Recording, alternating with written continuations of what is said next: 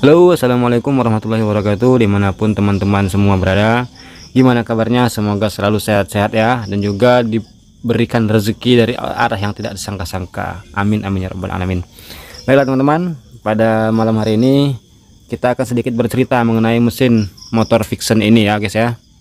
Jadi ceritanya motor ini sudah bolak-balik masuk bengkel dan sudah bolak-balik ada penanganan dengan dana yang tidak sedikit juga ya, namanya motor Vixen gitu kan. Tapi nggak tahu kenapa motor ini pun bolak-balik terjadi trouble pada mesinnya. Nah, sebelumnya untuk video yang kemarin itu, yang becak pupuk itu ya, becak legenda itu mohon maaf sekali jika tidak ada penutupnya, yang mana motor setelah dipasang knalpot dan motor siap pakai ya, itu tidak ada penutupnya, dikarenakan ketika kami sedang mendapat orderan lain. Nah, jadi setelah dipasang tuh knalpotnya udah dihidupin ya kan, belum langsung direcord. Nah, waktu masih ngidupin itu tiba-tiba ada orang minta ganti oli sekaligus minta potongan rantai. Nah, ketika kita sedang mengerjakan ganti oli dan potong rantai, motornya diambil karena mau dipakai untuk anaknya les sekolah ya, les sore hari. Nah, jadi ya udahlah, mohon maaf ya guys ya jika tidak ada video penutupnya begitu. Nah, lanjut ini kita ke Vixen yang ini. Jadi Vixen ini tuh untuk masalah sekarang itu tidak ada kompresi guys. Nah, setelah beberapa hari pulang dari bengkel, motornya itu ya bagus-bagus aja, tiba-tiba nggak tahu kenapa mogok, mati, dan nggak mau diengkol lagi, nggak mau distarter lagi. Akhirnya beberapa bulan setelah itu motor tetap diletakkan di dalam gudang, ditutupin gitulah pakai kain biar nggak berdebu. Nah, karena ini motor palik saya, jadi ketika saya pulang kampung beberapa waktu lalu, ini motor langsung saya turunin mesinnya dari motornya dan mesin ini langsung saya bawa pulang ke bengkel. Nah, makanya sambil nunggu santai kan, kalau siang kan itu ada aja kerjaan dari orang-orang yang datang ke bengkel kita. Akhirnya ya sempatnya itu malam untuk bongkar-bongkar kayak gini nih. Ya ini tidak termasuk yang prioritas. Yang prioritas itu kalau siang pasti orang-orang yang datang yang butuh cepat dipakai dan biasanya ditunggu. Nah, itu yang prioritas guys. Oke, jadi ini busi sudah terpasang menggunakan busi baru. Businya itu busi Karisma, karena busi yang lama itu masih di motor sana ya, masih nempel di cop businya. Nah, itu udah pasang kuat ya businya. Nah, sekarang coba kita engkol guys. Yuk, hidupkan lampu dulu. Ini businya ya, baru kelihatan. Setelah itu ini coba kita engkol ya guys. Perhatikan guys, kita engkol pakai tangan saja.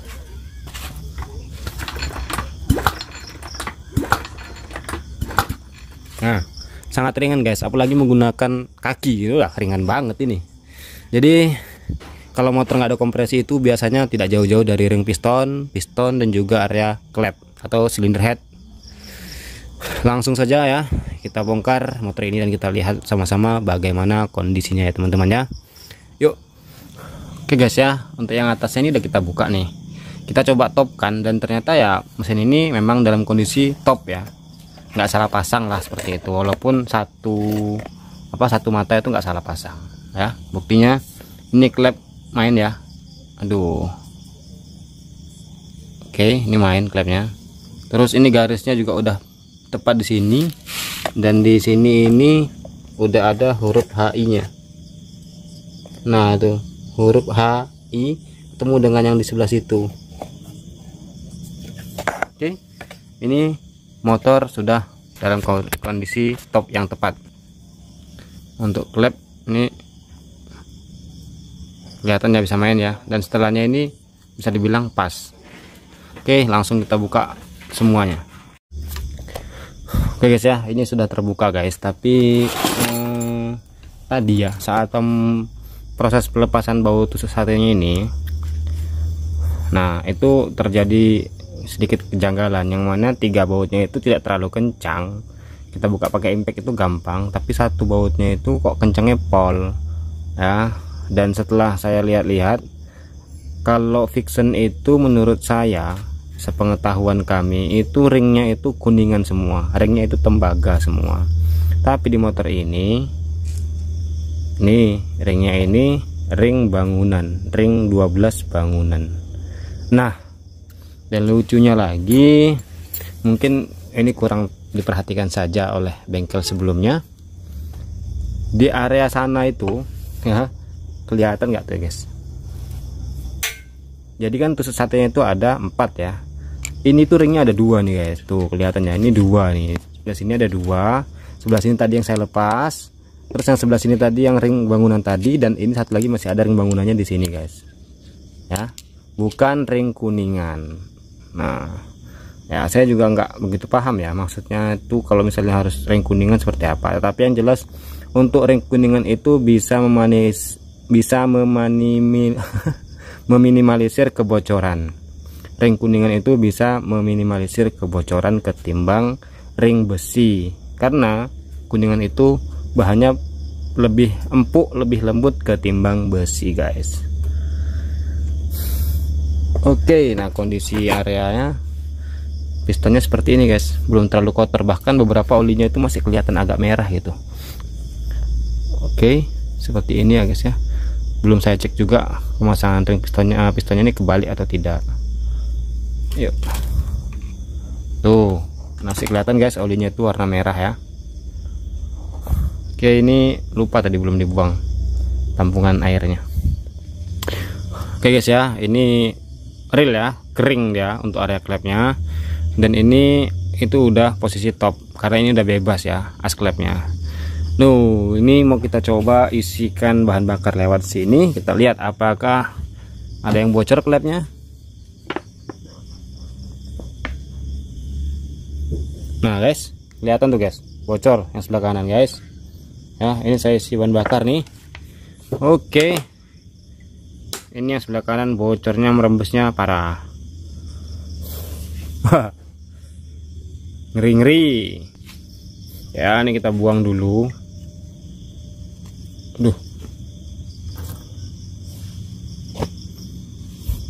Lanjut, ini yang bagian klep knalpot. Aduh, agak rada angel lagi guys.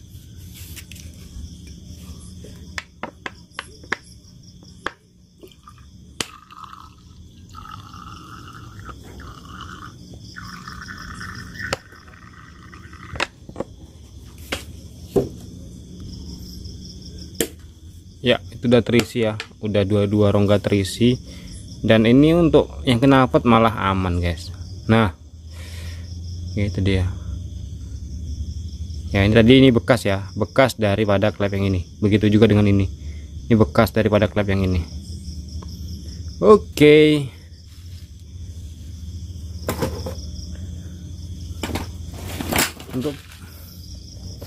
untuk pistonnya ini menurut saya benar ya guys, karena untuk di tipe Yamaha itu biasanya coakan klep itu ada di area X. Nah, ini dia coakan klepnya itu ada di area X. Enggak, selain coakannya ada di area X ini ya, di sini titiknya juga ada di area X, dan ini sudah benar ya guys. Kalau tidak titik biasanya dia tanda panah, dan tanda panah itu mengarah area X bukan area in. Oke, tapi untuk memperjelas kondisi buringnya, ini langsung saja bloknya kita cabut dulu guys. Oke guys, jadi ini blok fixennya sudah kita buka guys, dan kondisinya seperti ini guys. Wah, fokusnya nggak jelas sih. Nah, itu ya kelihatan tuh seperti itu area atas maupun bawahnya. Itu area bawah tadi, dan ini area atas. Nah, ini ternyata bloknya itu sudah dilaksanakan botol ya. Saya juga nggak tahu ya ini blok original atau tidak, tapi intinya ini sudah botolan. Dari mana kita tahu botolan? Ini dia guys, ini ada magnet, kita tempelkan. Nah, dia menempel. Sementara kalau ini enggak botolan, dia nggak akan mau nempel guys, pasti dia jatuh. Terus ini udah selek nih bautnya. Tadi coba kita buka, ternyata udah pakai selotip guys. Pantesan saya kemarin agak khawatir kok air radiatornya itu nggak penuh di radiator. Apa memang ada kendala di termostat, radiator bocor atau gimana ya? Makanya ini kita buka dulu. Untuk piston, ini pistonnya ternyata sudah 100 guys ya. 100 dengan merek RKN. Yuk kita berdekat lagi. Coba berdekat. Ya, kelihatan 100, dan setelah ditelisik ringnya ini merek RKN. Nah, pokoknya itulah ya guys ya, RKN. Ya memang sih ada kemungkinan hilang kompresi ada di area silinder, ada di area shear, ada di area bloknya. Tapi ya mau nggak mau kita harus buka juga kan area klepnya ya. Lanjut kita buka area klepnya guys, dan kita lihat apa saja kerusakan yang ada di sana selain bocornya sekir klep tadi ya. Ya guys, ini kita pengecekan di area silinder kop, silinder head, silinder kop. Ya, di sini kalau kita lihat di sini udah ada gradnya guys. Begitu juga bagian ini ya.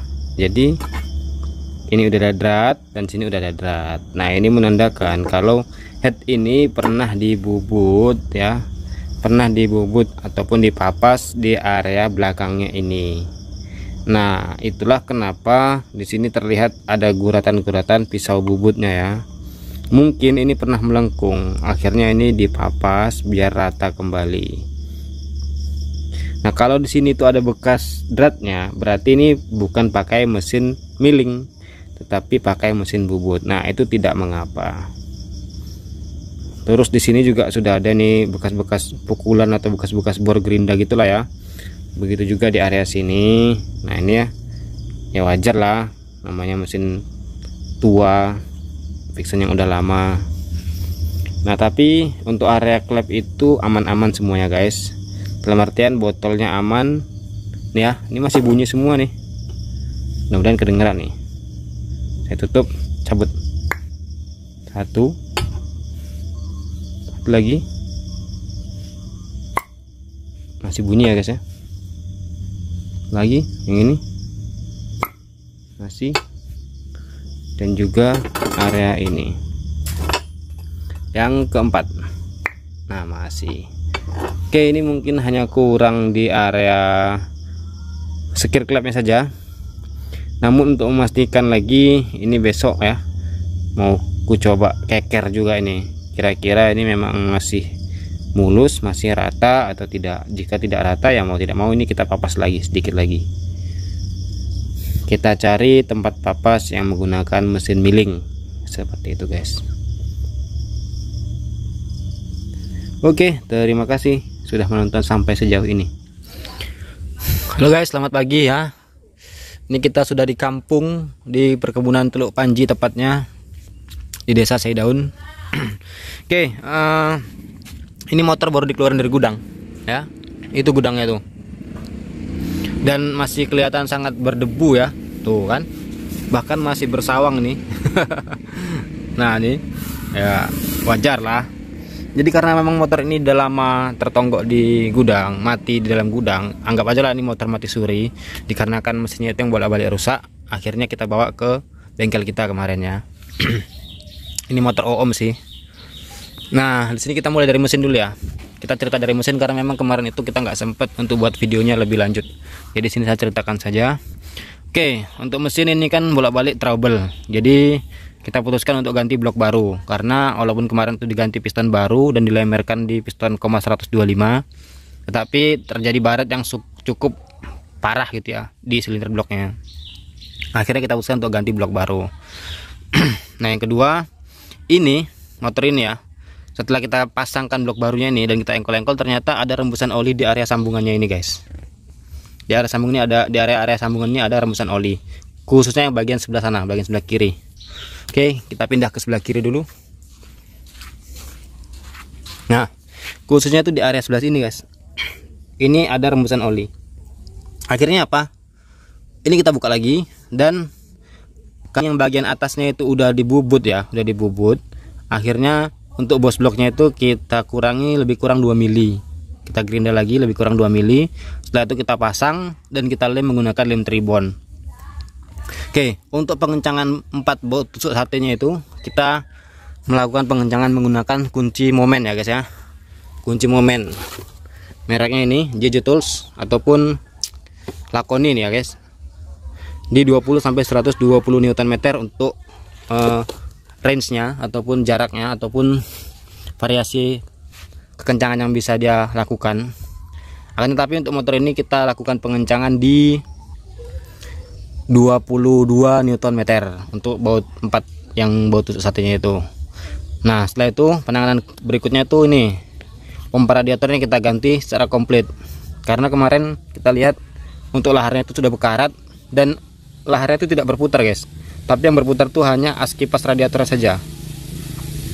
Itu menandakan bahwasanya motor ini ada kendala di area situ, dan akhirnya kita buka laharnya.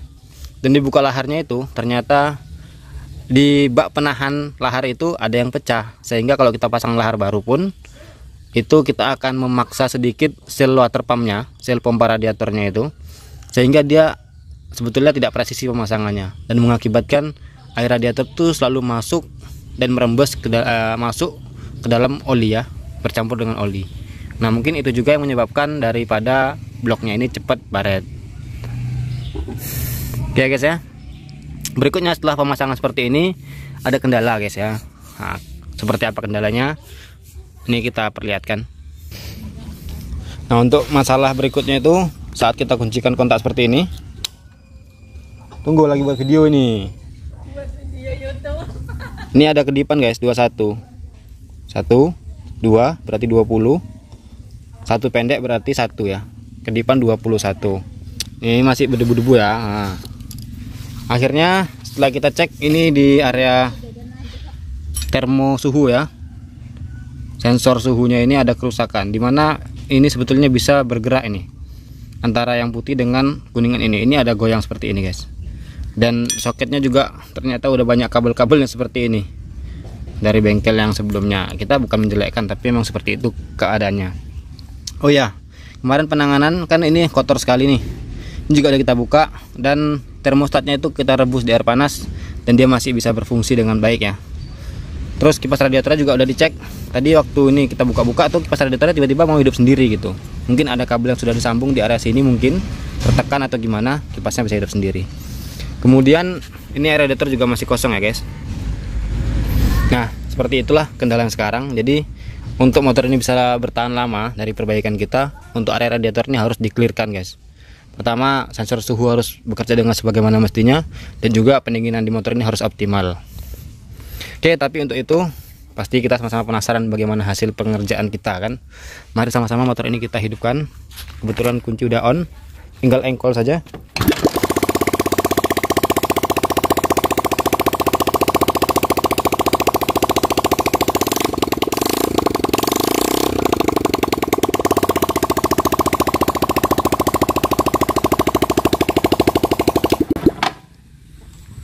Oke guys, jadi saat diengkol seperti itu kan kondisi ini lagi terbuka ya, belum diisi air radiator. Bahkan kalaupun misalnya ini motor udah oke, ini ngisi air radiatornya kan harus bertahap, nggak langsung dipenuhkan langsung ditutup gitu kan, tapi harus diisi dulu, nanti airnya turun diisi lagi kan, seperti itu. Nah pastikan di sini itu tidak ada hentakan udara dari dalam mesin, karena jika ada berarti ada kebocoran di area perpaknya itu tadi ataupun packingnya. Oke, untuk pengetesan tidak menggunakan air radiator tidak mengapa ya guys ya, dikarenakan ini motor hanya kita hidupkan paling hanya beberapa detik, tidak untuk dibawa jalan-jalan dan yang lain-lain, maka tidak mengapa di tes hidup tanpa air radiator. Dan walaupun masih ada error di area mesin ini ya, tentunya di area sensor suhunya, itu motor ini tidak mengapa untuk dihidupkan ya guys, masih bisa hidup. Oke, demikianlah video kita ya untuk motor ini. Pokoknya harapan terbaik supaya motor ini bisa tetap awet, karena ya motor di kampung untuk bengkel resmi jauh, bengkel sini pun kadang-kadang lain penyakitnya, lain yang ditangani ya. Mudah-mudahan hasil dari penanganan kita ini bisa membuahkan hasil yang optimal. Demikian video dari kita guys, jangan lupa like, komen, dan juga subscribe. Bantu kita 1000 subscriber agar kita tetap terus bisa berbagi dengan teman-teman dan tetap semangat untuk memberikan info-info yang lainnya. Oke guys, kita lanjut ke fiction. Astaga, di sini ada yang menetes, ternyata lemnya ini kurang kuat ya guys. Oke, nanti kita ulang. Dan ya, untuk termosensornya sudah kita belikan dengan merek Takayama. Air radiator sudah diisi, dan olinya seperti ini guys. Ini menggunakan oli Delta Loop sebelumnya ternyata. Nah karena kemarin tuh di area laharnya itu udah macet, dan saya yakin sudah ada beberapa jumlah air yang masuk dalam mesin. Akhirnya ini kita buka dan kita lihat filter olinya seperti ini guys ya. Nah kan itu seperti ini. Setelah itu ditutup ya. Jadi oli itu mengendapnya di bawah dan tersaring di kasa baja ini. Akhirnya ya langsung kita ganti oli saja. Walaupun terlihat olinya itu masih merah, ya ini oli Deltalup, tapi untuk lebih memastikan bahwasanya mesin ini betul-betul prima ke depannya. Oke, ada kebocoran di air radiator, jadi mungkin itu kita tangani dulu. Oke guys ya, untuk oli Deltalup sudah kita pasangkan. Terus yang bocornya ini udah kita lem juga pakai lem red, walaupun remnya ini udah mulai agak expired. Akhirnya kita buka dari bagian ekor. Ini sudah terpasang dan kita lihat tidak ada kedipan ya. Air radiator sudah terpasang. Langsung kita starter. Woi, halus bos.